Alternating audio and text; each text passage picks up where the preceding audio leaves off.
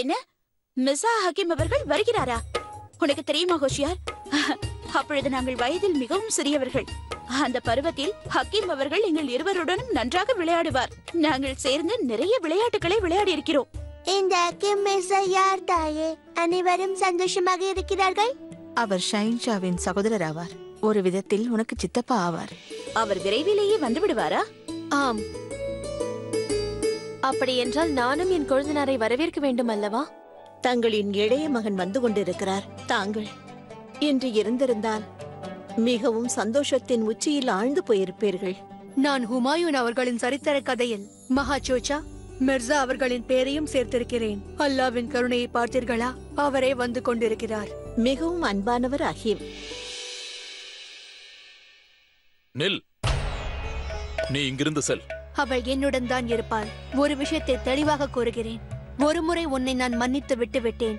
அவ்வாறு மறுமுறையும் நடந்தால் பிறகு நான் ஷஹின்ஷாவிடம் கூறிவிடுவேன். ஆனால் இன்றைய விஷயம் வேறு. இந்த மடலை காபூலில் இருக்கும் உனது தாயாருக்கு அனுப்ப வேண்டும் என்று நினைத்தாய் அல்லவா? ஆம். அதனால் எனக்கு ஒரு விஷயம் கூறு. வீட்டில் நீ என்ன பாஷை பேசிக் கொண்டிருப்பாய்? முசல்மானாக இருப்பதால் உருதுவை பயன்படுத்தியிருப்பாய். காபூலாக இருந்தால் அந்த மொழியில் எழுதியிருப்பாய். ஆனால் நீ எழுதிய அந்த மடலில் அவ்வாறு ஏதும் தென்படவில்லையே. எனக்கு ஒன்றும் புரியவில்லை. வா, இப்பொழுதே புரிய வைக்கிறேன்.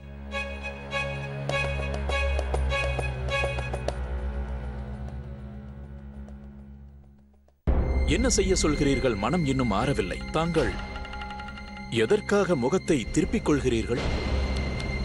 மனதில் நீங்கள் இருக்கும் பொழுது எனக்கென்ன கவலை? ஏன் என்னை விட்டு பிரிந்து விட்டீர்கள்? ஏன் ஊரை விட்டு சென்று விட்டீர்கள்? இந்த மடலில் இருக்கும் உள்ள அர்த்தம் வேலை இன்னும் முடியவில்லை என்பதுதானே? நீ எதற்காக இங்கு வந்தாய்? என்ன செய்வதற்காக இங்கு வந்தாய்? நீ என்ன நினைத்தாய்? மடலை அப்படியே அனுப்பிவிடுவோம் என்றா?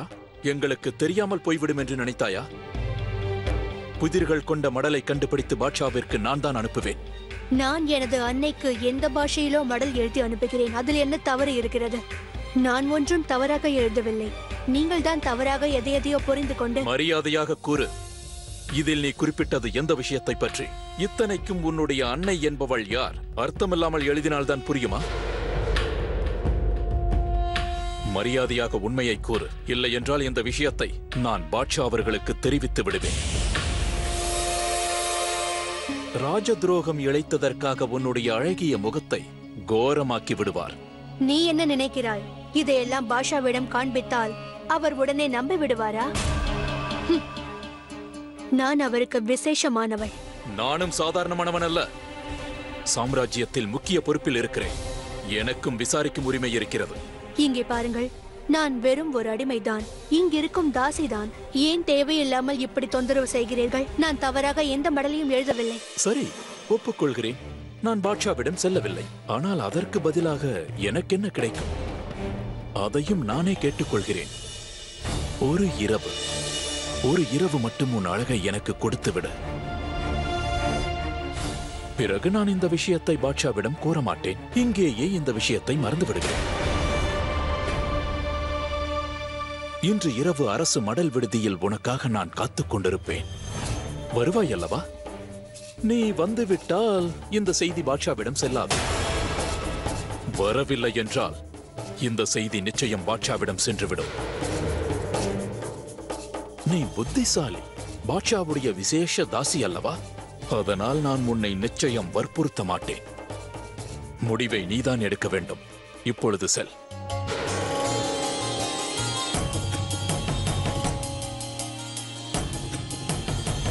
அந்த மடல் எனக்கு வேலை செய்கின்றது. ஜோதா பேகம், தாங்கள் ரஹீமை எங்கேயாவது பார்த்தீர்களா? நாள் முழுவதும் என்னோடு கண்ணாமூச்சி விளையாடிக் கொண்டே இருப்பான். இப்போது எங்கு போய் ஒளிந்து கொண்டான் என்று தெரியவில்லையே. நாளுக்கு நாள் ரஹீமின் விளையாட்டுத்தனம் அதிகமாகிவிட்டது. தாங்கள் அமருங்கள். யாரையாவது அனுப்பி அவனை தேட சொல்கிறேன். இங்கு வாருங்கள் சுமித்ரா. எங்கள் குட்டி ஷெஹன்ஷா எங்கு ஒளிந்திருக்கிறார் என்று கண்டுபிடித்து வாருங்கள். ஒரு விஷயம் கூறட்டுமா ஜோதா பேகம்? தங்களை எவ்வளவு பாராட்டினாலும் போதாது என்றுதான் சொல்வேன். நேற்று மீனா பஜாரில் ஷஹின்ஷாவுக்கு தாங்கள் விலை உயர்ந்த பரிசு ஒன்றை தந்தீர்கள். ஆனால் ஷெஹன்ஷாவிற்கு அதில் எந்த அபிப்பிராயமும் இல்லை. அவருக்கு அந்த ஓவியம் தான் பெரிதாகப்பட்டது. அதனால் தான் பெனசேருக்கு அந்த பட்டத்தை வழங்கினார். நான் அவரை வாழ்த்தி தொட்டிலை பரிசாக வழங்கினேன். ஆனால் அவர் என்னுடைய பரிசை விட அவர் அகங்காரத்திற்கே அதிக மதிப்பளித்தார். இந்த விஷயத்தை தாங்கள் பெரிதாக எடுத்துக் கொள்ளாதீர்கள். ஏனென்றால் தாங்கள் முகலாய சாம்ராஜ்யத்திற்கு வரப்போகும் வாரிசை வாழ்த்தி பரிசை தந்துள்ளீர்கள். பொறுத்திருந்து பாருங்கள், தங்கள் பிரார்த்தனை விரைவில் நிறைவேறும். நீங்கள் அளித்த பரிசை ஏற்று நிச்சயம் குதா வாரிசை அளிப்பார். நீங்கள் இருவரும் மூவராக வேண்டும் என்று நான் குதாவை பிரார்த்திக்கிறேன். உங்களுக்கு கணக்கு சரியாக வரவில்லை சலீமா பேகம். 2 3ஆக வேண்டும் என்றால் 2ம் 1ஆக சேர வேண்டும். நீங்கள் கூறுவது சரிதான் ஜோதா பேகம். 2 3ஆக வேண்டும் என்றால் முதலில் அந்த 2ம் 1ஆக வேண்டும். ஆனால் இது நடக்க வேண்டுமென்றால் கணவனை விட மனைவிக்குதான் அதிக கடமை இருக்க வேண்டும். தன்னுடைய கணவனை அடைவது எப்படி, அவரை ஜெயிப்பது எப்படி, அவருடைய இயல்பை தனக்கு சாதகமாக எப்படி பயன்படுத்துவது, இவை அனைத்துமே மனைவியின் கடமைதான் ஜோதா பேகம். இயல்பாகவே தாங்கள் ஒரு அறிவாளி அல்லவா? எனவே இந்த பிரச்சனையை சமாளிப்பது தங்களுக்கு எளிதாகத்தான் இருக்கும். ஏனென்றால் காதல், பந்தம், நம்பிக்கை இவை மிக எளிதானவை ஜோதா பேகம். உங்களிடம் பேசியதில் நிம்மதியாக இருக்கிறது சலீமா பேகம். ஒவ்வொரு முறையும் நான் உங்களிடம் புதிதாக ஒன்றை கற்றுக்கொள்கிறேன். தங்களிடம் நான் இன்னொரு விஷயம் கூறட்டுமா? கோபம் என்பது வெகு நேரம் இருக்காது. தாங்களே பாருங்கள், ஷாயின்ஷாவின் கோபம் விரைவிலேயே மறைந்துவிடும். அவர் தங்கள் மீது கோபப்படுவதும் நீங்கள் அவரை தவறாக புரிந்து கொள்வதும் விரைவிலேயே பறந்துவிடும். இவை அனைத்தும் தீர நான் பிரார்த்தனை செய்வேன்.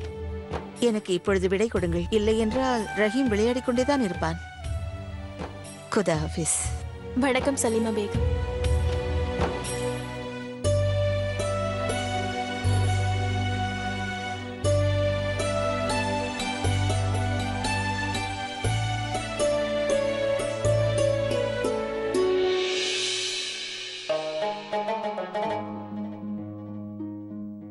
ஷகன்ஷாவிற்கு வெற்றி உண்டாகட்டும். பெனசீரின் தாசி சாகிரா தங்களை சந்திக்க வேண்டும் என்கிறார். அவரை நான் தான் வர சொன்னேன். உள்ளே வர சொல்.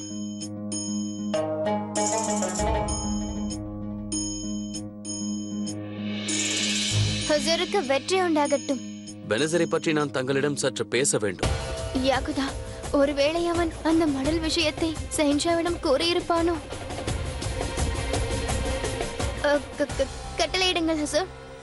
உங்களுக்கு எதை பற்றி தெரிய வேண்டும்? தாங்கள் எதற்காக இப்படி பயப்படுகிறீர்கள் என்று கூறுங்கள். ஷஹன்ஷா என்னை போன்ற ஒரு அடிமையை இவ்வாறு அழைத்து பேசினால் பயமாகத்தானே இருக்கும். நான் எதுவும் தவறு செய்து விடவில்லையே. இல்லை, இன்னும் 2 நாட்களில் எனது இளைய சகோதரர் ஆக்ராவிற்கு வரவிருக்கிறார். அப்போது அவரை வரவேற்கும் விழாவில் பெனசீர் தனது நடனத்தை அரங்கேற்ற வேண்டும் என்பது எனது ஆசை. குதாவுக்கு நன்றி. தாங்கள் இன்று இரவு வரவில்லை.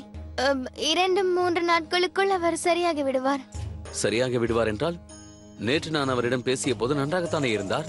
உங்களுடைய காலில் அடிபட்டு இருப்பதால் உங்களை பார்ப்பதற்காக அவர் வந்துவிட்டால், உண்மையிலேயே நேற்று இரவிலிருந்து அவருக்கு உடல்நிலை சரியில்லை. அவருக்கு ஜுரமாக இருக்கிறது. நான் அவருக்கு மருந்து கொடுத்து விட்டேன். இன்ஷா அல்லாஹ் 2 நாட்களுக்குள் சரியாகிவிடும். நான் நிச்சயம் அவரை அழைத்து வருகின்றேன். அவரது உடல் நலத்தை பார்த்துக் கொள்ளும்படி நானே கூறியதாக அவரிடம் கூறுங்கள். தங்களின் கட்டளை ஹுசூர். ஹுதாஃபிஸ்.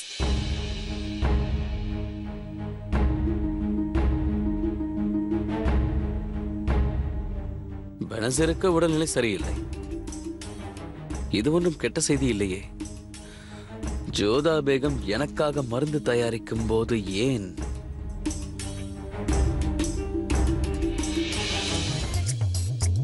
நான் இருக்கும் இடத்திற்கு உன்னை கிளம்பி வர சொன்னேன், ஆனால் நீ வரவில்லை. ஏன் வரவில்லை ஜாவிதா? சொல். இதற்கு என்ன அர்த்தம்? உன்னை சந்திப்பதற்கு என் வேலைகளை எல்லாம் விட்டுவிட்டு நான் வர வேண்டுமா? அவ்வாறு இல்லை அத்தை. என்னால் வெளியில் வர முடியாத சூழ்நிலை, அதனால் தான் நான் வரவில்லை. வெளியே வர முடியாத சூழ்நிலையா? அதான் அந்த புறத்தில் அங்கும் இங்கும் ஒரு செக்கு மாடை போல் சுற்றி கொண்டிருப்பாயே. ஆனால் என்னை பார்ப்பதற்கு மட்டும் உன்னால் வெளியே வர முடியவில்லையா?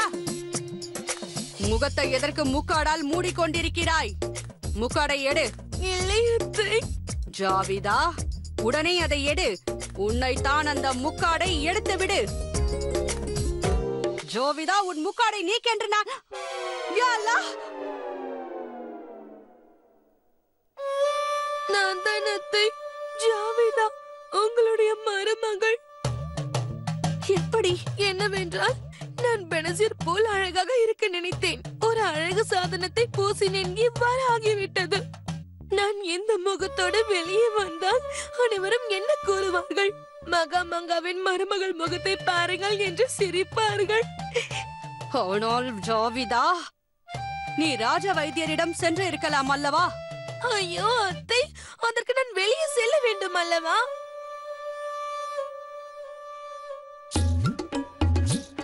பரவாயில்ல, இருக்கட்டும். இந்த முகத்தை நீ வெளியே காட்டினால் மருத்துவர் மயங்கி விழுந்து விடுவார். பிறகு அவரை சரி செய்ய இன்னொரு மருத்துவரை அழைத்து வர வேண்டியிருக்கும். யாகுதா, யார் இது ஜாவிதா பேகத்தின் அறையில் நுழைந்திருப்பது? நான் தான் ரேஷம் கான். உங்கள் பெற்றோர் உங்களுக்கு பெயரை வைக்கவில்லையா? இது ஜாவிதா தான் ரேஷம். யாகுதா, ஜாவிதா பேகம் இப்படியா? பெனசீர் ஆக வேண்டும் என்று நினைத்து நான் இப்படி ஆகிவிட்டேன். அத்தை அவர்களே, நான் என்ன செய்வது?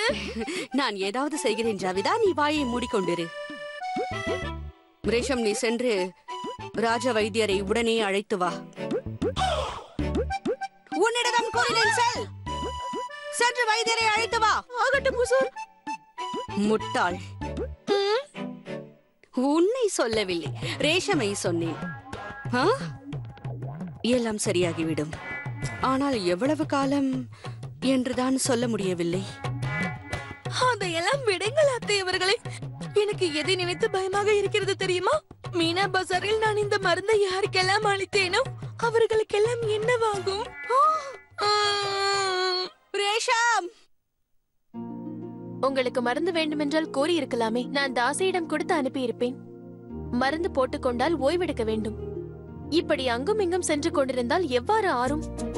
நான் எனக்காக வரவில்லை, பெனசீருக்காகத்தான் வந்தேன். பாவம், அவளுக்கு உடல்நிலை சரியில்லையாம்.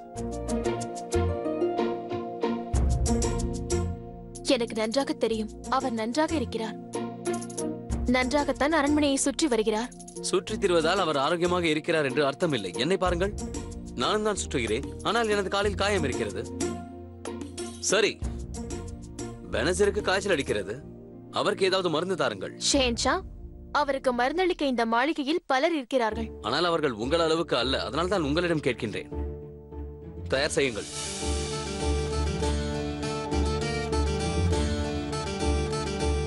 சரி, இப்பொழுது செல்லுங்கள். மருந்தை தயார் செய்து அனுப்புகிறேன்.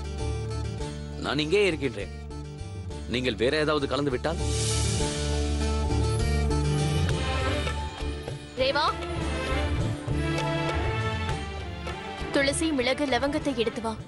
அதோடு மறக்காமல் கல்லையும் எடுத்து வா, அரைப்பதற்காக.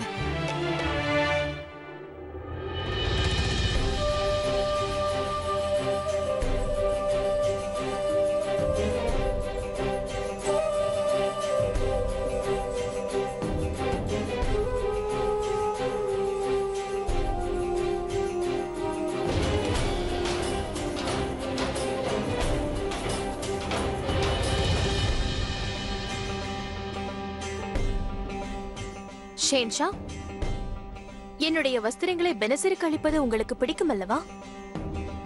ஒன்றை கோரிவிடுகிறேன். என்னுடைய கிருஷ்ணர். எனக்கும் அறிவு இருக்கிறது. நான் இதை எடுத்து அவரிடம் கொடுக்க மாட்டேன்.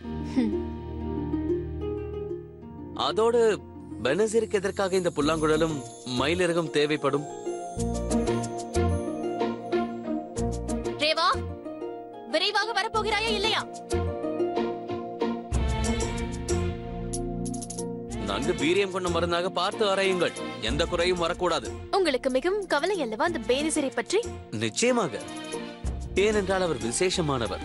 எந்த சூழ்நிலையிலும் அவர் நலமாகவும் நன்றாகவும் இருக்க வேண்டும். பேசாமல் இருக்கிறீர்களா? நான் மருந்தை தயார் செய்ய வேண்டும். கவலைப்படாதீர்கள், நான் இங்கேயே காத்திருக்கிறேன். நேரம் இருக்கிறது. நானே இந்த மருந்தை எடுத்துச் சென்று பெனசீருக்கு அளிக்கின்றேன். பிறகு நிம்மதியாக உறங்குகிறேன். தங்களிடம் ஒன்று கூற மறந்து விட்டேன். என் மாற்றாந்தாய் சகோதரன் இங்கு வரப்போகின்றார். நீங்கள் என்ன கூறுவீர்கள்? கொழுந்தனார், என் கட்டளை என்னவென்றால் நீங்கள் அவரை வரவேற்பதற்காக ஆஜராகுங்கள். விரைவாக செய்யுங்கள். பெனசீர் எனக்காக காத்துக் கொண்டிருப்பார். சீக்கிரம் செய்யுங்கள். எதற்காக முகத்தை பார்க்கிறீர்கள்?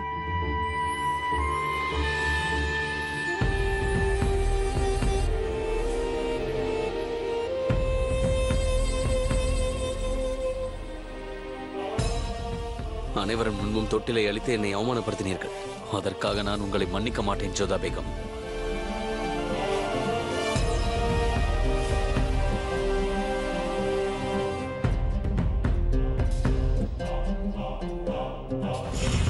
தாருங்கள். வாங்கிக் கொள்ளுங்கள்.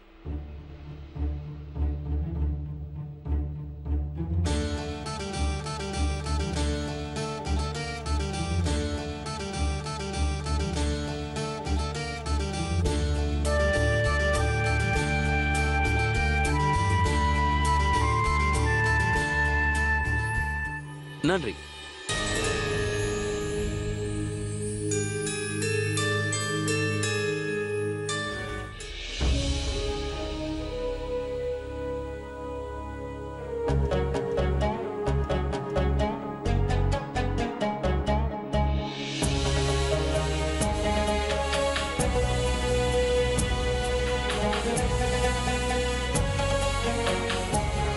ஆதாப். ஆக்ராவிற்கு தங்களை வரவேற்கிறோம். வாருங்கள். நன்றி.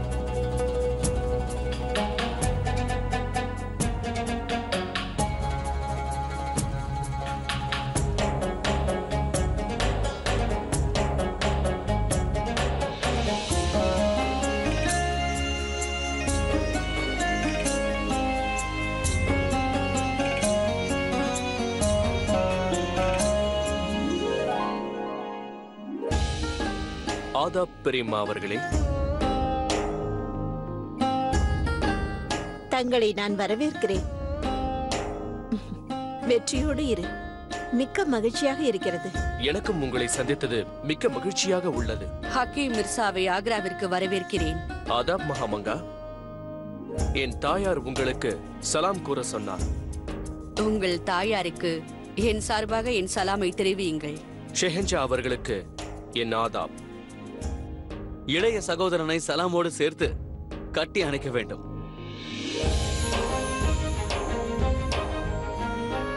உங்களோட பட்டம் விட்டு வெகு நாட்கள் ஆகிவிட்டதண்ணா. நாம் இருவரும் சேர்ந்து பட்டம் விடுவோமா? நிச்சயமாக. அது மட்டுமல்லாமல் வேட்டைக்கும் செல்வோம். நிச்சயமாக அண்ணா. ஆதாப். ஆதாப்.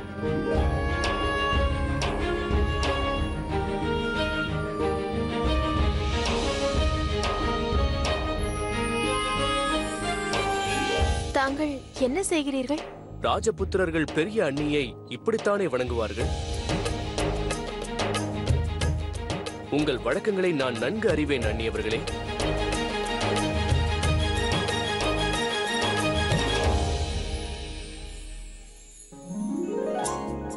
இருவரிடமும் எவ்வளவு வித்தியாசம் இருக்கிறது. என்ன வித்தியாசம்? உனக்கு அது புரியாது.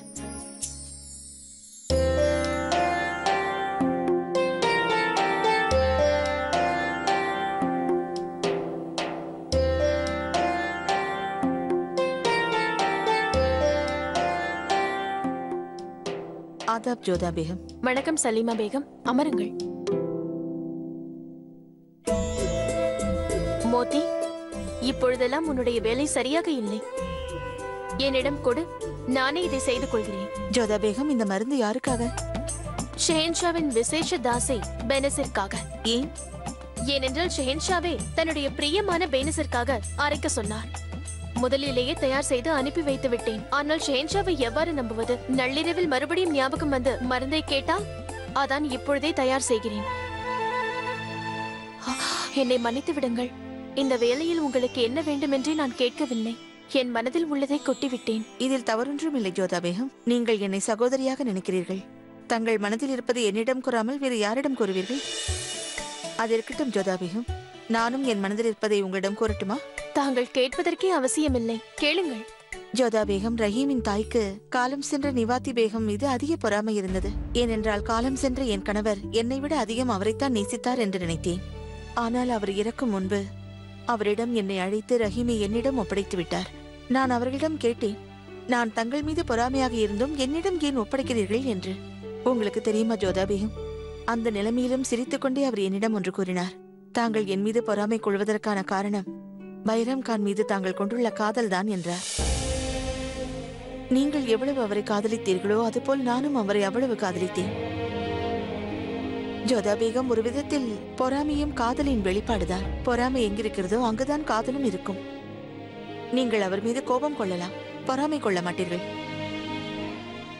அப்படித்தானே மோதி? ஏன் சிரிக்கிறாய்? உனக்கு என்ன தோன்றுகிறது? நான் பொறாமைப்படுகிறேனா? நிச்சயம் இல்லை. இப்பொழுதுதானே சலீமா பேகம் கூறினார், காதலிப்பவர்கள் தான் பொறாமை கொள்வார்கள் என்று. நீங்கள் எங்கு சென்றாவை காதலிக்கிறீர்கள்? ஆனால் நிச்சயம் கோபம் உள்ளது. அதனால் தான் இவ்வாறு அரைக்கிறீர்கள். தாருங்கள், இந்த வேலையை நானே பார்க்கின்றேன்.